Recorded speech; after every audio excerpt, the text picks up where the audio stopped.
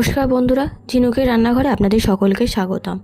চাল কুমড়ো ছোকলা ছেঁচকি করতে আমরা নিয়ে নিয়েছি। দেখুন, চাল কুমড়োর ছোকলা আমরা কুচি কুচি করে কেটে নিয়েছি। একটা বড় পেঁয়াজ আমরা কুচি কুচি করে কেটে নিয়েছি। শুকনো লঙ্কা নিয়েছি এবং এটা নিয়েছি হচ্ছে কালো সর্ষে। এবার কড়াই গরম হয়ে গেছে, এবার এর মধ্যে দিয়ে দেবো আমরা তেল খানিকটা। তো আমরা এখানে সাদা তেল ইউজ করেছি, আপনারা চাইলে পরে সর্ষের তেলও ইউজ করতে পারেন।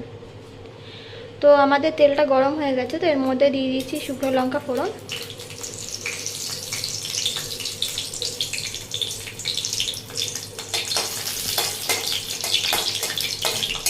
আচ্ছা, এবার এর মধ্যে দিয়ে দিচ্ছি কালো সর্ষেগুলো।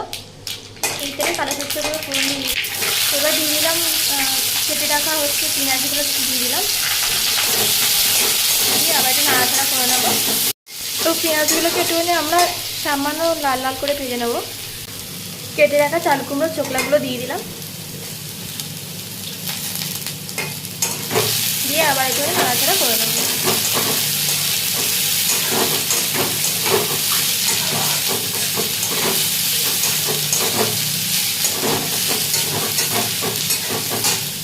এর মধ্যে দিয়ে দিলাম দেখুন 1 চামচ মতো নুন।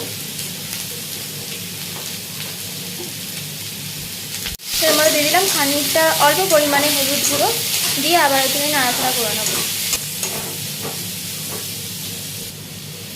তো আমরা দিয়ে দিলাম এর মধ্যে চিনি। তো আমরা এখানে একটু বেশি পরিমাণে চিনিটা দেবো, যাতে করে কিনা মিষ্টি হয়, কারণ মিষ্টি হলে পরে এটা একটু ভালো লাগবে খেতে।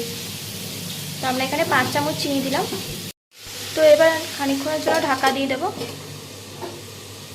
এভাবে ক্রমাগত নাড়াচাড়া করতে হবে। নাড়াচাড়া করলে পরে অল্প অল্প ভাজা হয়ে গেলে ভালো হবে, খেতে ভালো লাগবে। এরপরে এর মধ্যে দিয়ে দিলাম, তো দেখুন আমাদের কিন্তু অলমোস্ট ভাজা হয়ে গেছে। এর মধ্যে দিয়ে দিলাম হচ্ছে ধনেপাতা কুচি,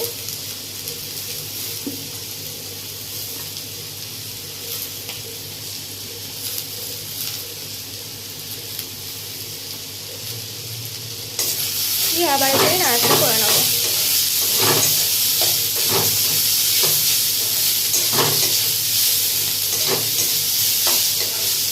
ধনেপাতার সেন্টটা এত করে ছড়িয়ে দেয়, সেজন্য আমরা চাপা দিয়ে দিলাম। 10 মিনিট মতন চাপা দিয়ে রাখবো, তারপর নামিয়ে নেবো। তো দেখুন আমাদের কিন্তু হয়ে গেছে। তো এবার আমরা এটা নামিয়ে নেবো।